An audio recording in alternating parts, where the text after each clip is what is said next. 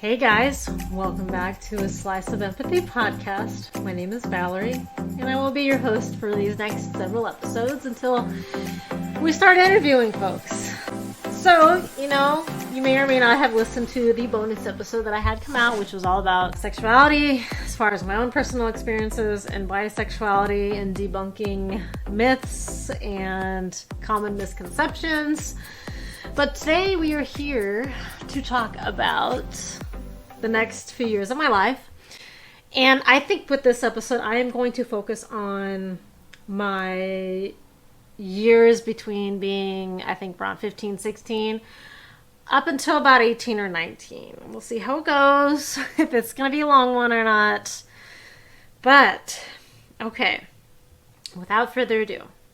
So in this episode, we are going to focus on my relationship and how it was a huge change and a big precursor to basically the rest of my life up until now.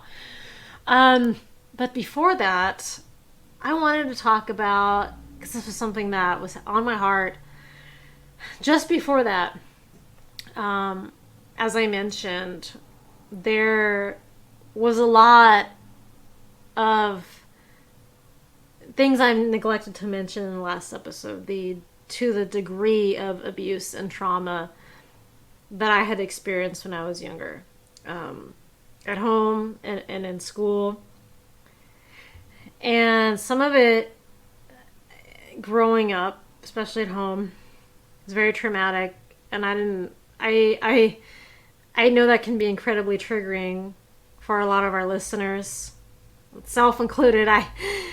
I'm a very forward-thinking person as far as thinking into the future and not thinking about the past. And I didn't really want to reopen a lot of old wounds, but I felt very emotionally neglected and like my voice wasn't really heard when I was younger. I think, so I have an older brother, and he was, for lack of a better word, like the squeaky wheel. Like, he got most of the attention. It's funny because a lot of people he will argue completely different than me, for sure. Like, he will argue completely different than me. He will argue that he got abuse worse than I did. And there are so many different components and layers to abuse: emotional, physical, somewhere in between. I got both. And sometimes I didn't even know why. Actually, this is one thing that has been on my heart. I was listening to another podcast, actually, and it was about how a family took Christmas away from their kids, and the host, I think it was the Dad Challenge podcast, actually, and a family had taken Christmas away from their kids. I don't even remember why. It was the punishment didn't fit the crime. And that happened to us once. I don't even remember why. I don't know if it was me and my brother arguing or bickering over something. Because my brother, he liked to pick on me. I was a quiet kid. And unfortunately, that led to a lot of being kind of taken advantage of, feeling stuck in silence about things that were bothering me. But I don't know. Like, there were many incidences where we both got hit because, we were bickering, as siblings do. I felt like a lot of it he had started. My mom even told me when I was a baby, he would literally walk up and grab a book out of my hand. And so that, unfortunately, some of that still continues on to this day. We're in our 30s now. But a lot of things like that, just a lot of antagonistic type things. He had ADHD. He'd always antagonize me. I was the younger sibling, pick on me. But negative or positive, he got the most attention. Negative and positive, both. And that could be a good and a bad thing. He just got a lot of the attention. And my brother will say that he thinks he was abused more than I was. And of course, I will argue that it was the same, and I don't think even trauma should be compared. Everyone has their own unique experiences that are inherently valid. So that's not what I'm here to say or do, but I do want to speak from my own experience how I felt growing up and feeling like I was silent. I think, seeing him physically abused had made me silent partially. And also I felt like I got punished for things that I didn't do because, he would do something, as I said, to antagonize me, and then I'd get upset, and then we both were disciplined in various ways. And one year, our Christmas presents, I think, were donated or something like that. And I, to this day, don't remember the why. And the only thing I can think of is maybe, I don't know, something about appreciation, or if we're arguing about something. It was some sort of punishment. And I remember talking about it to my 7th grade teacher, and he said something similar had happened to him where all his presents were taken away. And so when I was listening to that podcast, I'm like, I understand that. And some things are just age appropriate. And kids, they just, they may not even remember, especially if the punishment doesn't fit the crime. Now, there are some things where, like, if you go to murder somebody, if there are some things there is no coming back from, of course, I'm sure. But trivial things, I don't know, like that, you shouldn't take Christmas away from your kids, because it's the hurt that remains, but you don't even know why, I mean, because I feel like if there was a big deal, if it was something that was a major deal, like, I don't know, if you were a juvie or something like that, then yeah, like, but my grandmother would always say that my brother and I, compared to her own kids, you guys are such good kids, and and that we didn't deserve a lot of way we were treated and stuff like that. And yeah, so I don't know, I can't even remember the why. I wish I did. I'm afraid to ask as well. Maybe I should. I don't know. But yeah, so I had, and I think I mentioned, in my previous episode, that I did have an issue with, like, petty theft as a kid. And yeah, and how that resulted in a tenuous relationship with my aunt. But, I, around middle school, high school, had just made a resolution to just better myself inherently. I wanted to be a better person, and it helped having people in my life who saw good in me and helped me continue that path, because it could have been so much different for me. Like, I could have gotten into drugs. Like, things just could have been so much different. So I'm just so thankful for having those guiding lights in my life. And yeah, so so there was a point in time where I stopped talking to my mom for 6 months. We didn't talk for 6 months.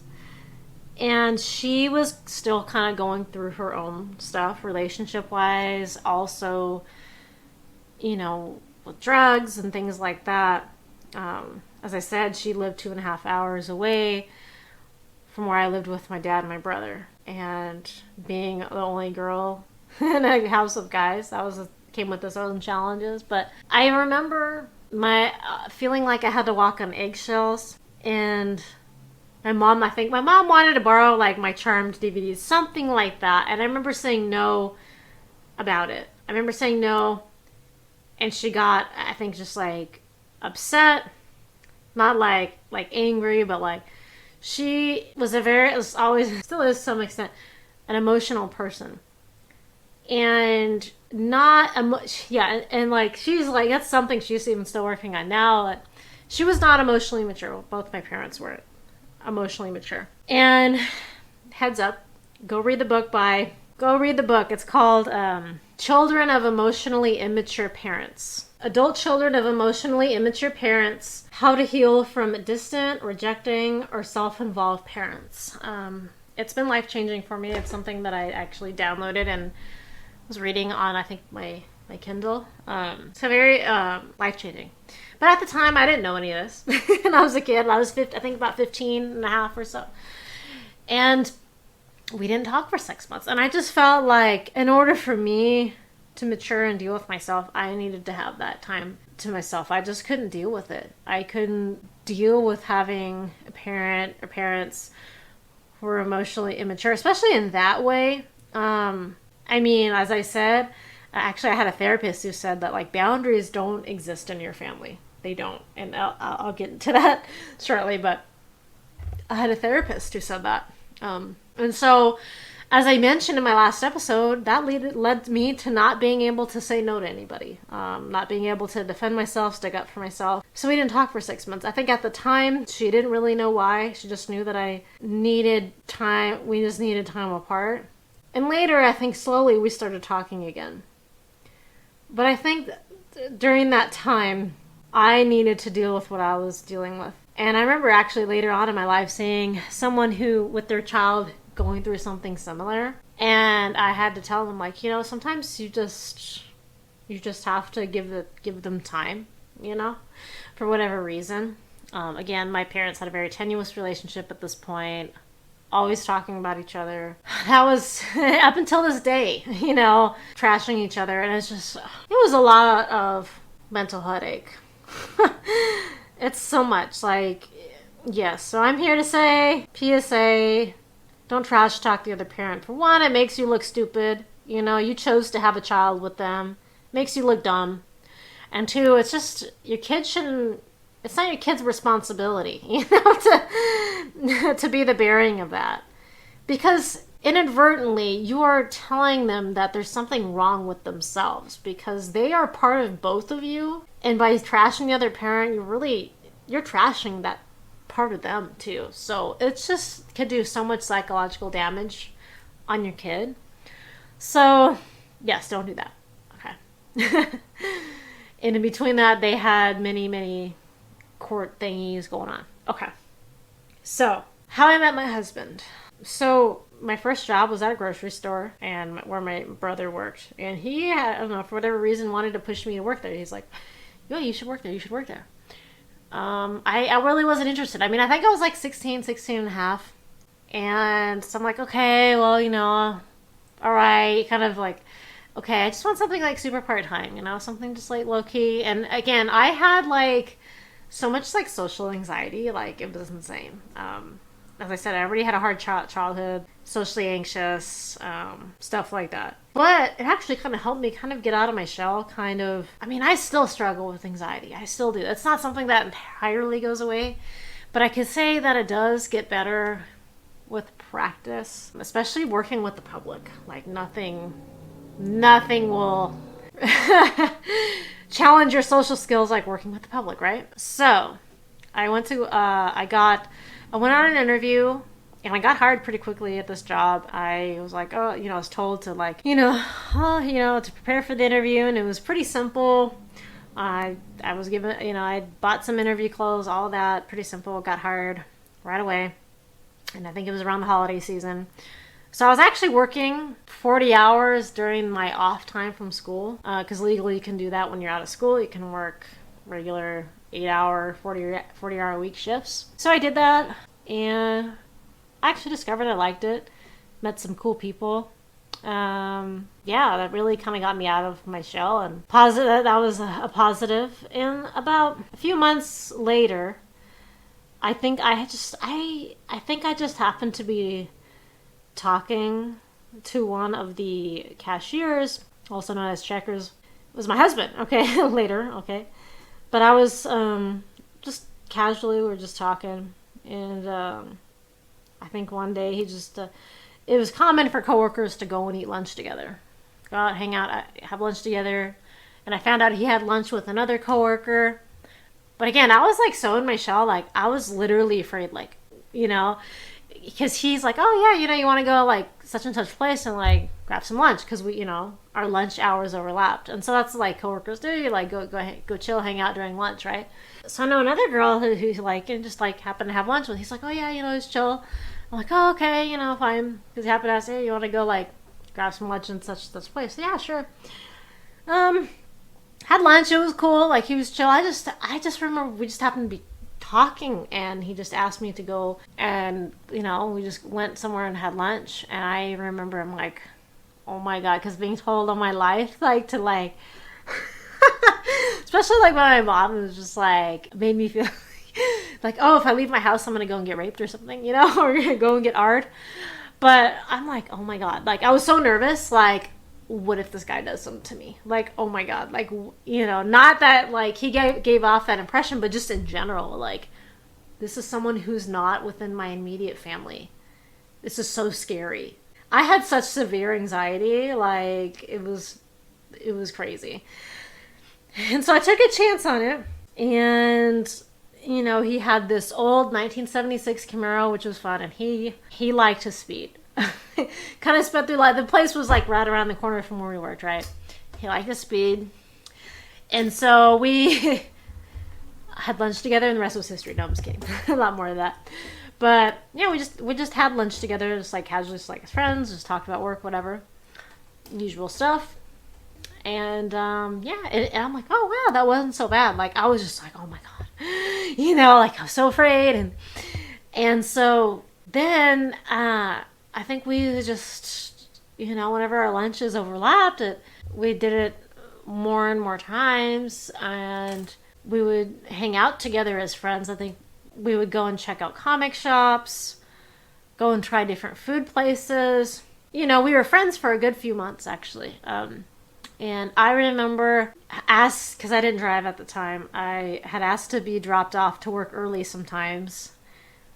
Or I asked him to pick me up after school. Because I was a latchkey kid, this was like the early 2000s. And I would usually walk home and, for the first few years of high school, I'd hang out with my friends. And, I'd go to school at like 7 a.m. and sometimes I wouldn't be back till like 5 or 6 p.m., right? And that's because a lot of times I'd go to the library, like go do homework, walk around. So, like, parents didn't really know what was up, right? But I was just like, hey, yeah, I need to go to work at this time. Drop me off. And then we'd meet up at like where we worked, or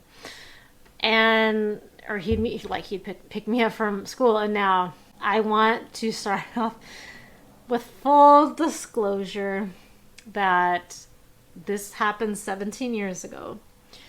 And yes, I was 16 going on 17, and he was 22, and we got a lot of flack from that.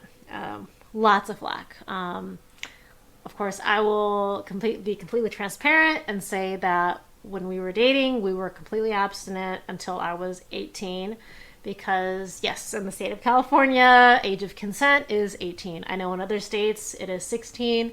I think in some states, it was like Hawaii, it's like 14. But yes, that was one thing that was super important, because I know he even said, he's like, yeah, like he did, before we even started dating, he's like, he thought there was another girl he thought was cute, but he's like, she's not 18, so can't ask her out. But like, we had just started to just authentically develop a relationship, just really enjoy our time together. And I never thought that would happen, because, dude, I wasn't even looking for a relationship. Didn't want to be with a guy. But we just really connected. We both loved anime, and I think that's, or like, it was like an instant connection for us. And it was someone that didn't make fun of me for liking what I liked. But also, I realize now that having come from a traumatic background and still dealing with a lot of emotional baggage, I could have been taken advantage of by somebody because of that. Because didn't, have them, of course I was still young and naive, of course, learned to accept very little from people, didn't have a lot of self-worth. I could have easily been taken advantage of, and hurt mentally or physically from someone older than me. But thankfully, he really wasn't like that at all. In fact, he actually didn't have any relationship experience either. And he was living with his mom and stepdad at the time. And because I know there's a lot of discussion around grooming, which I will still say that definitely did not happen. Because again, he did not have any relationship experience either. He actually had his own trauma that happened not too terribly long before we met, and much more that I learned later. And I'll get to that in later episodes.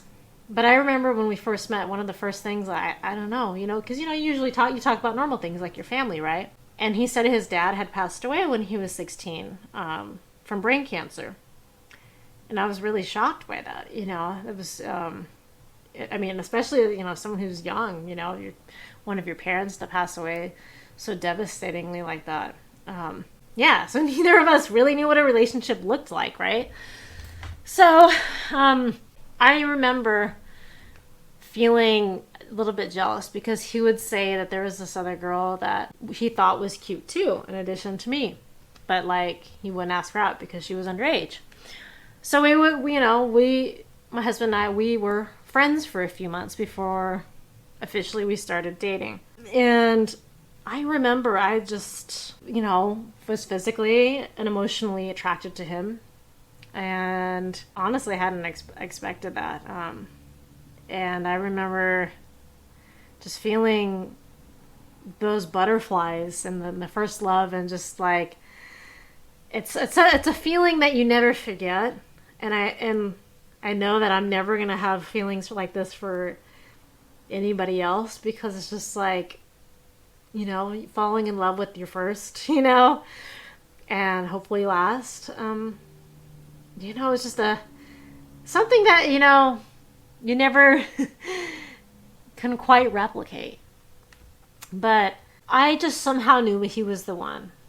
And I think we both knew that we liked each other. He would kind of do this thing when we're in the car together where he would kind of pat my leg. And I'm like, this doesn't seem like, platonic, pat my leg, or we'd hug when we'd parted, when we were spending time together. And just the overall excitement to see him again. I remember eventually got found out, because it was one day in particular where he was parked kind of across the street from my house, and probably didn't go about it the best way, but he was parked across the street from my house. And I remember my dad saying, he's like, "Who's that guy outside?" I'm like, "Oh, he's my coworker." And he's like, "Your coworker's a guy?" And I'm like, "Yeah." "So why don't you have him come in?" So we were having just, it kind of started off in secret, probably not the best, right? I remember one day I had resolved to tell him how I felt, because I got the impression that he felt the same. But, for obvious reasons, I didn't want to make the first move. But I was afraid that maybe he was going to ask someone else out and I'd lose my chance. So I'm like, I'm just going to say it. So I asked him to meet me outside on a break one day. And I'm like, I like spending time with you, and I like you as more than just a friend. And he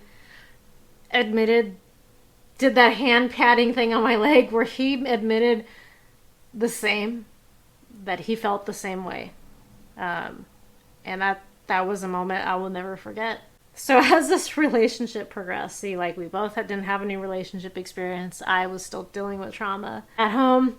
It kind of became somewhat of a codependent relationship at the time. I wanted to see him more and more.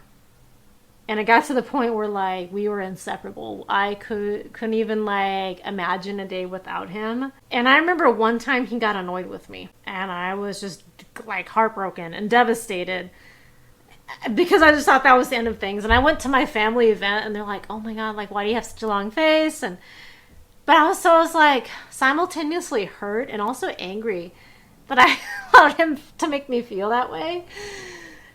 And I just remember writing him this email, because we'd also communicate by email and by text message. At the time, I think when I started working, I had a Go phone. You guys remember Go phones? And then I had I ended up getting my own phone line, and we would text all the time.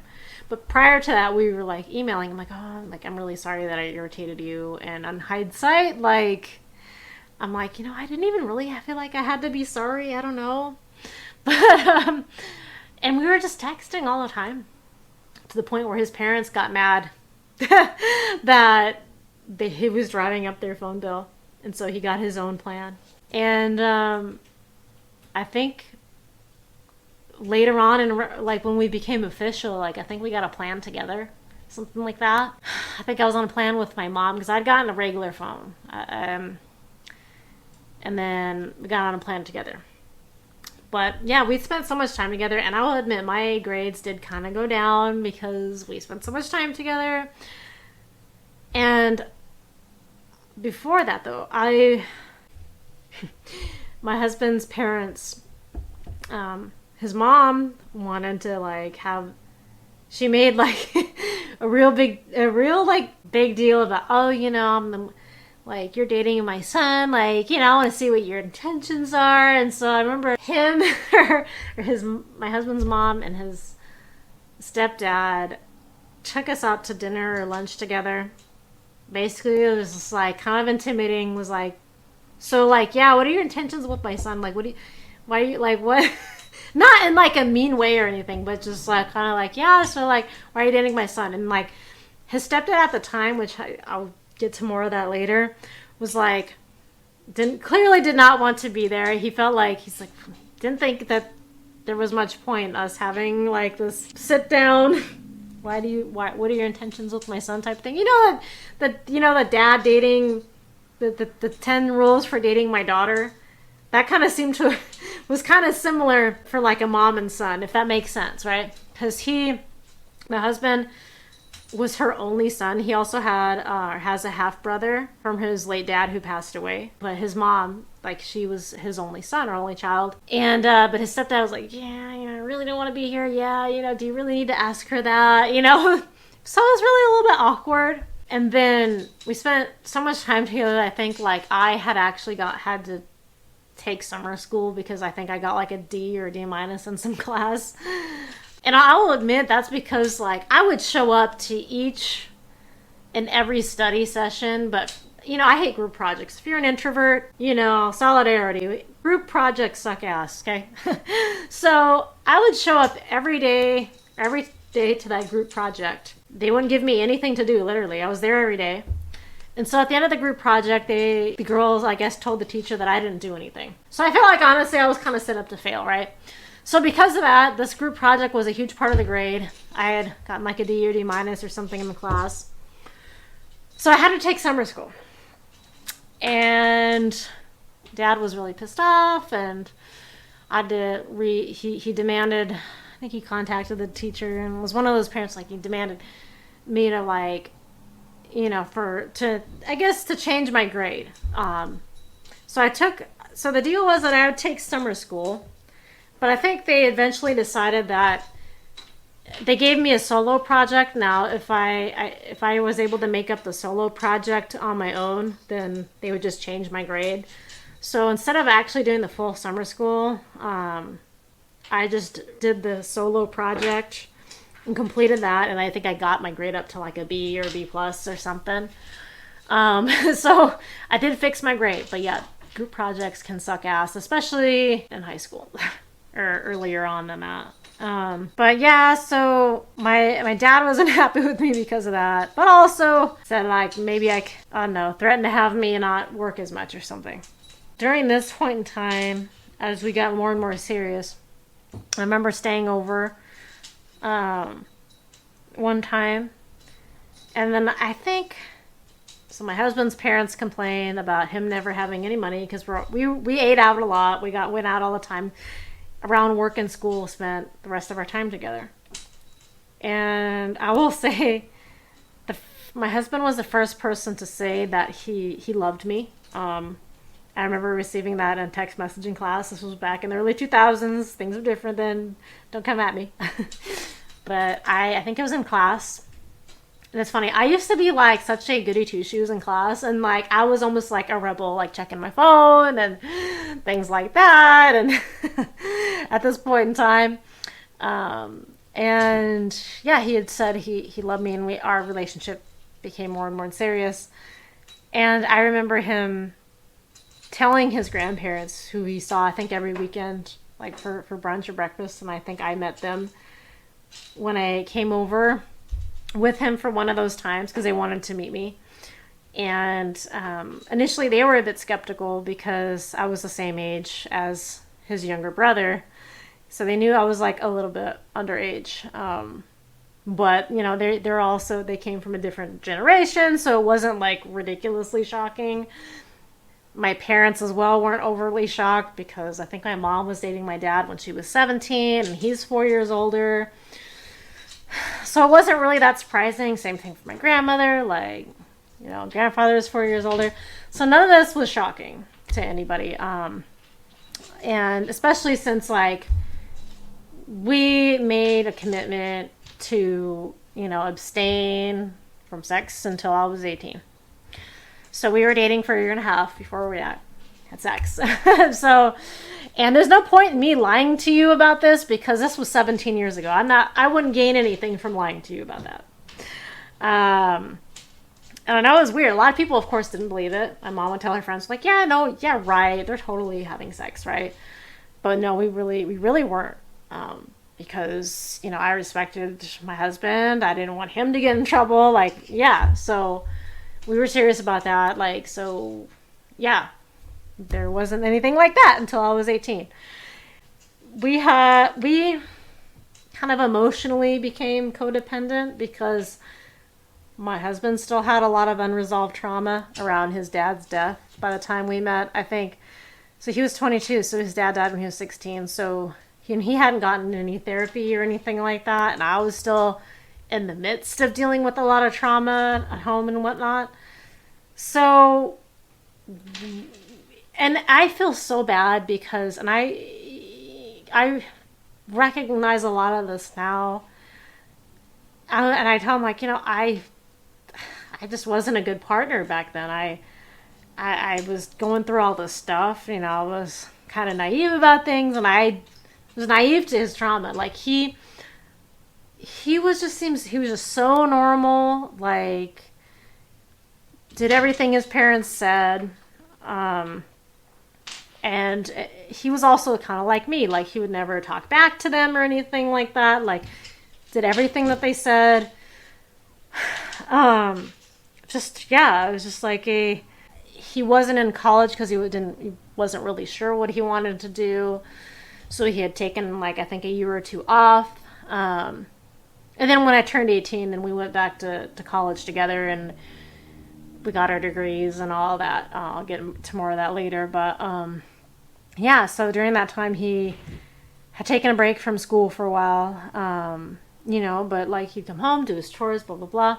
It got to a point where, you know, they told me, you know, you're going out to eat too much. You need to cook at home. Both of our parents complained about cooking at home, whether it was being too messy or setting the smoke detectors off or whatever. They'd complain about it. I don't know. His mom eventually started complaining that, like, my husband was neglecting his chores. But most of all, I remember his stepdad was just, as I mentioned, he was very, like, checked out of the whole thing. But this is when it kind of came out, and we were having, I think we were having like a burger or something. It was like on a Saturday, I think. We were eating together, and his stepdad came out and yelled at him about something. And it was so awkward because he was talking, like, about us and about me to my husband without really acknowledging me. So it was really weird. But he basically said, he's like, if I was her father, I would kick your ass. And was just mad about him, was yelling at him about something. And it was just really awkward, you know, because he was talking about our relationship, like, as if I wasn't there. And this is when I immediately got the first impression that, like, he's just not a good guy. More to come on that later, but he never even really talked to me. His stepdad never did. But he would make these comments about us and our relationship at my husband. You know, if I was her dad, and I'd kick your ass and whatever, and, you know, this and that. Not, you know, I mean, not very nice things about your stepson. And I think I learned later that, yeah, my husband said that they kind of just tolerated each other, or his stepdad was never really, like great of a parent to him, even though, like, his parents had met I think when he was around 10, or married when he was 10 or something like that. But his stepdad has never really made the effort with him when he was younger or when he moved in with them, when his dad passed away. But yeah, and there was another time. I forget. I think we were dating still. But there was a time where I think my husband was talking about his grandfather with joke about the fact that like he'd wait in the car while his grandmother was hiking and he'd kind of sleep with his mouth open. And so I guess people would look in the window and just to make sure he didn't expire. And so my husband was talking about this in the car. And I think we were giving his stepdad a ride or something like that. And his stepdad was like, "Oh, well, you shouldn't joke about that. That's not funny." Like, and it was just very terse and curt. And I was like, okay. All right. And so, yeah, his stepdad never really talked to me. Like, he would just make these comments. And I found out more recently that he was actually talking to my husband's aunt about a relationship, and I guess you'd have to endure a lot of complaints and a lot of him ranting about us dating and this and that, and didn't have a lot of nice things to say about it. But whatever. So, all right, so fast forward. This was during a time in my life where I said I was at another high school that was different from my friends, and the friends that I had made at this high school were graduating. So I was just so desperate because I'd been promised for several years that I'd be able to go back to the other high school where my other friends were. It finally happened. But I remember being in tears about it. And I know my husband wanted to help me. Like, I remember my computer crashed and he bought me another one. Like, and neither of us made much money, right? But he helped me buy another one. And he was just so nice like that. And I remember when we first became official, we went out to Cheesecake Factory, which I think was technically our first date, technically, where he made a comment, because they have, if you've been to Cheesecake Factory, they have this dim lighting, and he's like, "Oh, so romantic," kind of obnoxiously. And that was funny, because I'll never think of Cheesecake Factory the same. So that was like our first date, and like we went out to like a lot of these chain restaurants, like Chili's, Maggiano's. And it's funny, like nowadays, like we only go to like mom and pop shops or like, hole in the wall type restaurants. Funny how things have changed. But yeah, we used to eat out like breakfast, lunch, and dinner. And I remember my dad was remodeling our house. And so we ended up having to move in to a 1-bedroom apartment, which came with its own set of issues. And so we moved into the 1-bedroom apartment, and I was finally able to go back to the same high school with my friends. And this was like a blessing and a curse at the same time. Blessing, got to be with my friends. Also a curse because I had to share a 1-bedroom apartment with my dad and later his now ex-wife that just suddenly moved in one night. And I didn't know that they had secretly gotten married at one point at a courthouse. But there was one night where she secretly moved in. And, oh, by the way, she's moving in. Oh. And so as a girl who was 17, our house was being renovated. I did not have a room of my own. And later on, it wasn't until later that I realized how, like, inappropriate that was, especially when my dad would have his friends over, his guy friends, and, like, my uncle and stuff like that over, like, playing poker or parties or whatever. Like, how inappropriate that was. I think even my uncle, that I mentioned, was kind of always been weird. Son was like, "Dude, like, she should really be in your room, Like, she should be in your bedroom. Like, I should be sleeping in the bedroom, and maybe he should be sleeping in the bed in the living room." But yeah, I guess I didn't realize how inappropriate that was. I mean, he certainly did think it was inappropriate at the time. Again, I suspected that substances and substance abuse was involved at this time. And and to back up a little bit, I remember when my husband met my mom, the first thing he did was charm her with some flowers on Mother's Day, because that was actually, we officially got together on May 7th of 2006. And it was a couple days before Mother's Day. And it's funny, when we got married on Mother's Day weekend. But that's our together anniversary. Our together anniversary, and our wedding anniversary is May 10th, 2008. And I tell my husband, like, we should have just gotten married on the day we got together, but we wanted to get married on a weekend so our family could attend our wedding, which ended up being a little bit of a cluster, so I'll get into later. So I'm like, we should have just eloped and got married on the day we got together.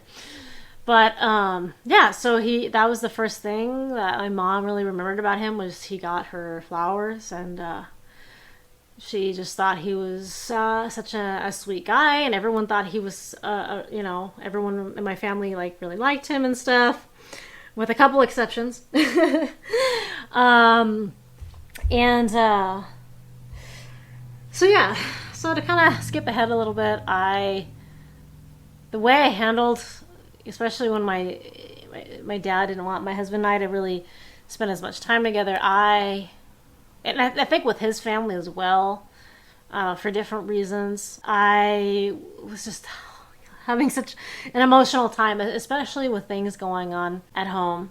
And as I said, it became very codependent. And around this time, neither of us knew how to be in a relationship. We were just kids, really, We're in our 30s now, but we were really just kids, at the time. And we would fight at work, and people would notice, and I had to go work at another store, because I had signs of manipulative behavior, like, hey, if you don't leave work, come check on me right now.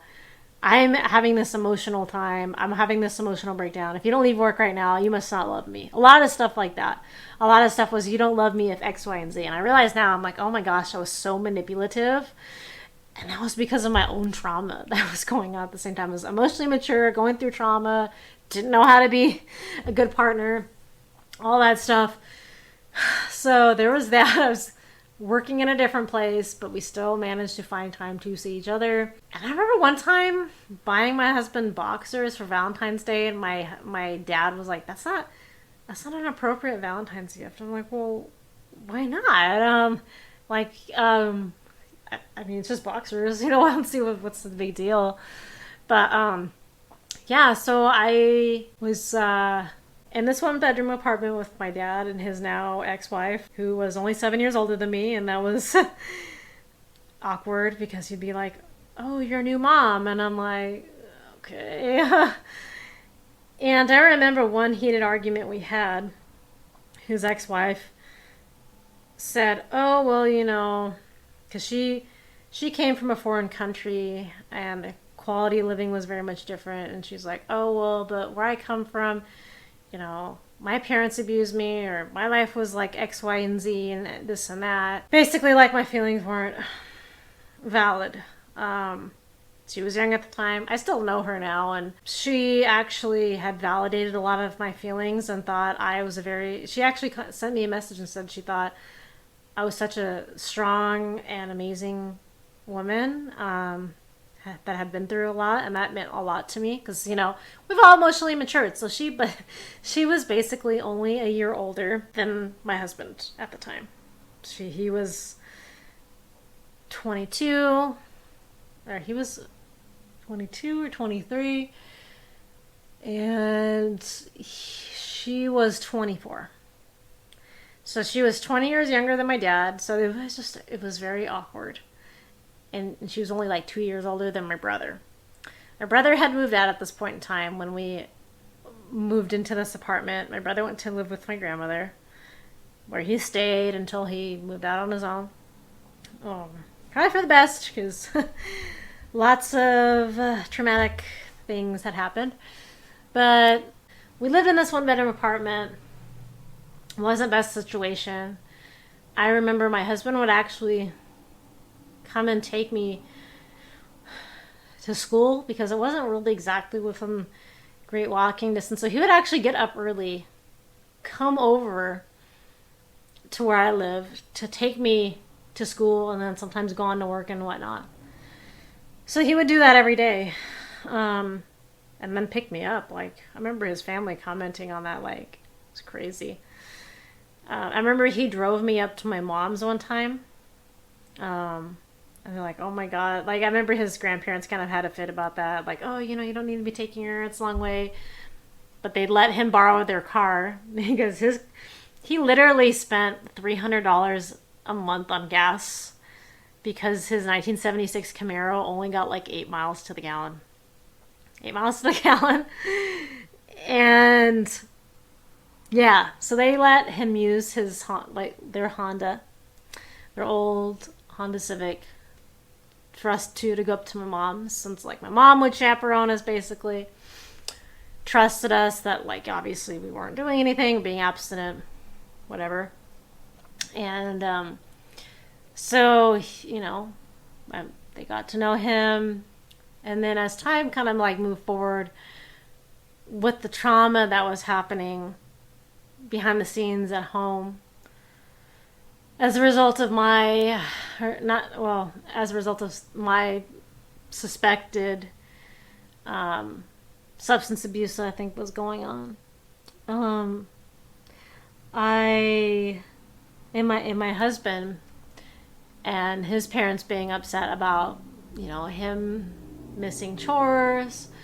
There was one night when he came to bring me lunch, technically lunch, it was like dinner, while I was working. And he was supposed to be at home, like, watching the dog, his parents' dog, who had had surgery. He was an old dog, didn't make, not like trying to excuse the situation, but, you know, it was an old 13-year-old dog who mostly slept all day. And, you know, while he shouldn't have left, you know, the house, probably, because I think his parents were gone somewhere, and he was gone for maybe like a half hour at most. But I guess his parents came home when he was gone and got really upset, like, oh my God, he could have ripped his stitches out because the dog had stomach surgery. He could have ripped his stitches out, this and that. Are you mentally ill? They literally told, or his mom literally told him that. Are you mentally ill? Like, how could you do this? You're supposed to be at home. And it's just like, he was gone for like 30 minutes to an hour. And the dog just laid around and slept. It's not like he was like just gone all day. I don't know. I think it was an overreaction. So that led to like a plethora of future issues as well. So basically, his mom pretty much packed up his things that night. Packed his things up, I think while he was gone. Or something like that. And told him that, basically kicked him out that night. Said he had to go and stay somewhere else. He was being kicked out. Yeah, so he had to go stay somewhere else. I know my husband had a lot of resentment for many years over that. They literally kicked him out like that night because he left for a half hour. And I felt terrible.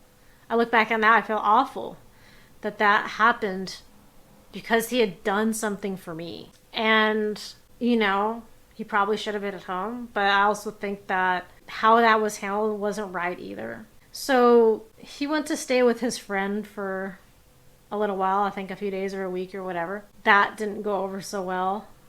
I think there was a couple of times where my husband said that, like, he had to, I guess, stay in the bathroom because his friend was having sex in the living room or something like that. I don't know. It wasn't an ideal situation. And so he'd be like, hey, dude, can you, like, stay in there so I can have sex?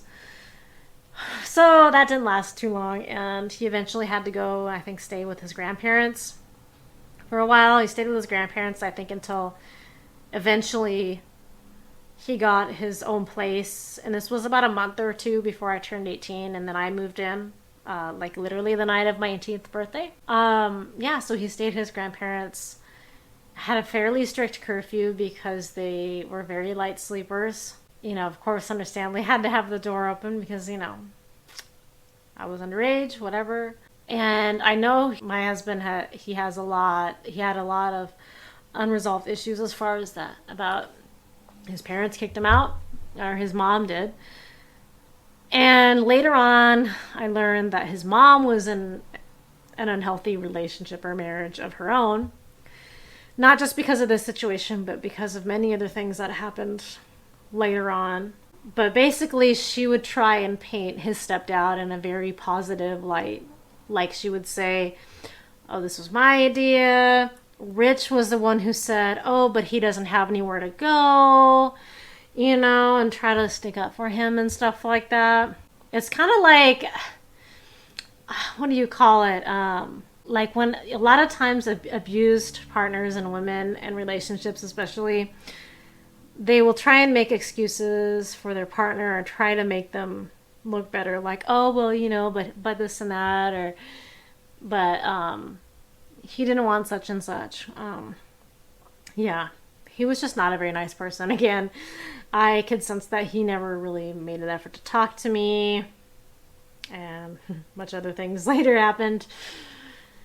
But yeah, so we were both dealing with a lot of unfair things at home at this point.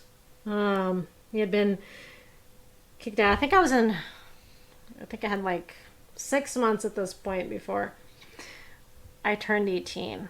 Yeah, so my husband had a curfew, and I think at one point he decided he was going to look for another job so he can start looking for a place. I remember meeting some of his family members, his aunts and uncles that live in Oregon and Washington. And I remember, since we weren't married at that point, they had separate financial discussions. So a lot of traumatic things had happened between these months and when I turned 18. I don't even know if I really want to go into detail because it's pretty traumatic. But I will just say that at one point, the cops had been called and my husband had to leave work. And when the cops came, they were told a lot of lies. We had called the cops because abuse was happening. And so the cops had come, and all they were concerned about was my sex life. Now, my mom and my grandmother were on speakerphone. I had the phone in my pocket. And I remember when the cops came, I put my phone in my pocket so they could hear everything that was said. They literally did not care. Santa Clara police, y'all. I will just say it flat out. Santa Clara police. They didn't care about the abuse I was endured. All they cared about was whether or not my husband, who was coming to pick me up, take me to my grandmother's, whether or not we were having sex. That's literally all they cared about. They didn't care about the situation at hand. They basically asked if we were having sex, and yeah, like literally nothing to do with the situation.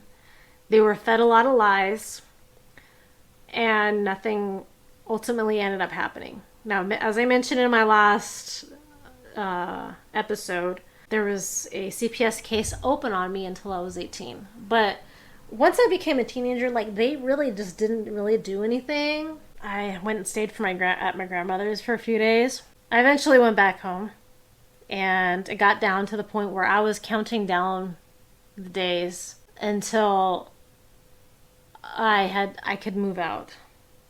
And so my husband and I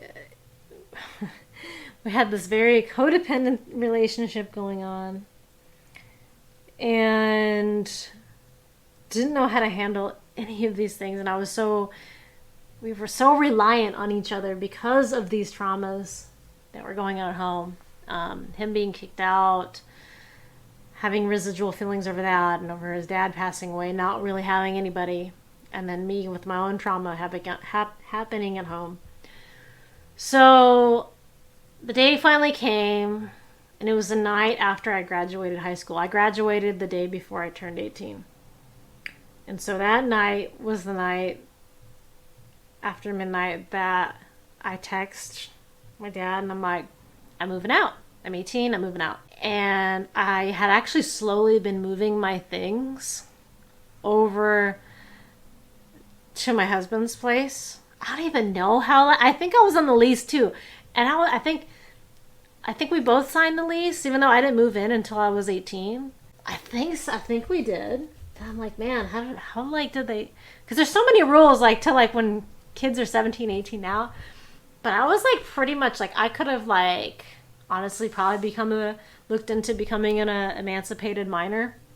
I really should have looked into it. So I'd slowly been moving my things out. A lot of my stuff was at my grandmother's because of the house renovation, which is completed, I think, like a year later. So I ended up moving out officially.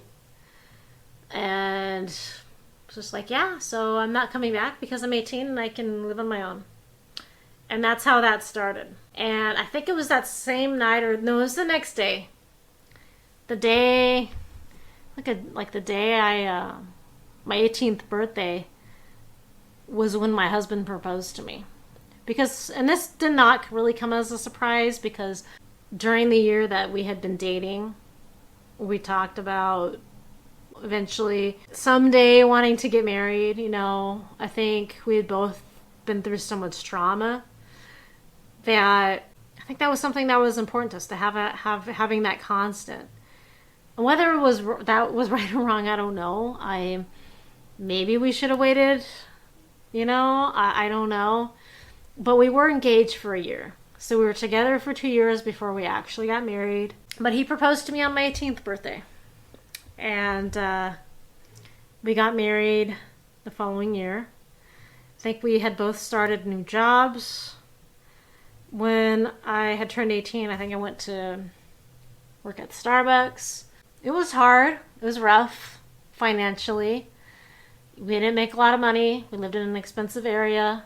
Wasn't easy. We both started college and a community college. And while working, so we're going to college while working, while planning a wedding. Which, in hindsight, the only thing I think what I would have done differently was maybe taken a year off in between graduating high school and college, just because of everything that had happened, all the trauma, all of that. But anyway, we both went back to school together, worked simultaneously. Things had become somewhat tenuous between a lot of his family, and we had our relationship struggles that weren't healthy, and codependency, and we had major heated fights where we would yell, and neither of us really knew how to be in a relationship. Neither of us really had examples of healthy relationships. We were just learning together, really. And,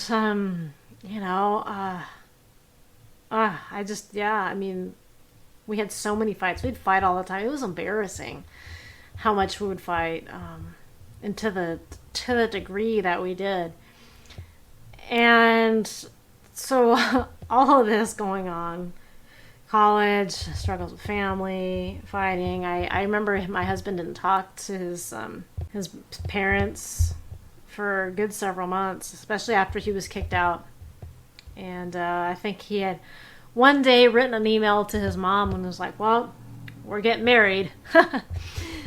And I think actually she had actually come around that time. I'll back up a little bit. There was one day, it was shortly after we moved in together, where he, again, despite being kicked out, they had asked him to come watch their new dogs. Their other dog that had surgery had passed away a few months later. He had a lot of other health issues.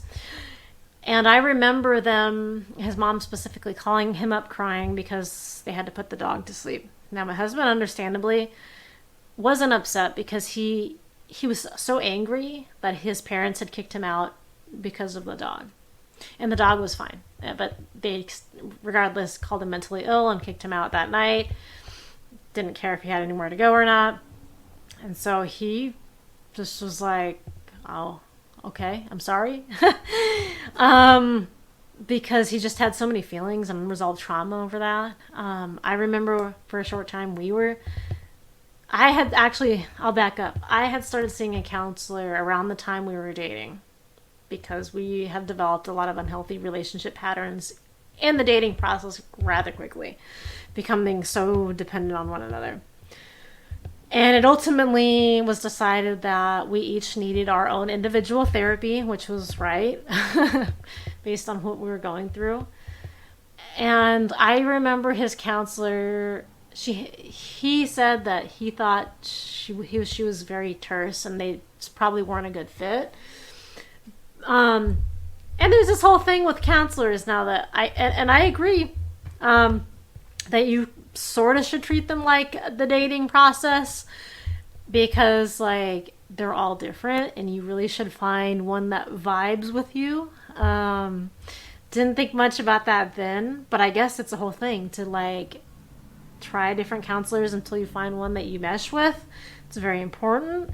But yeah, long story short, he had one that he did not exactly mesh with, and she made a lot of assumptions about me when she hadn't met me before, saying I was manipulative and all this stuff, which I probably was, but she did not really know me or the trauma or anything that I was going through.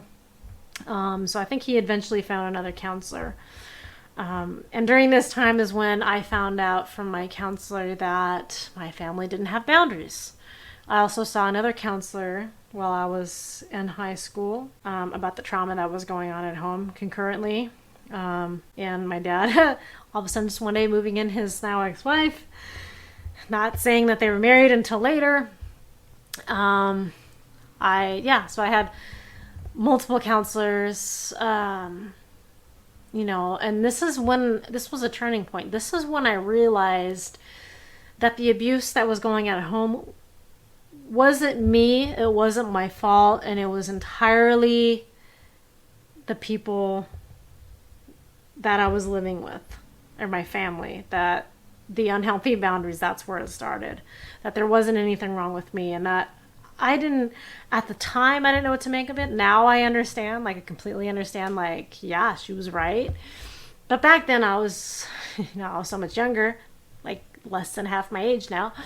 My husband and I were engaged. He happened to go over to his parents' house. We had a big fight beforehand, and he was late. I made him late. I feel stupid now.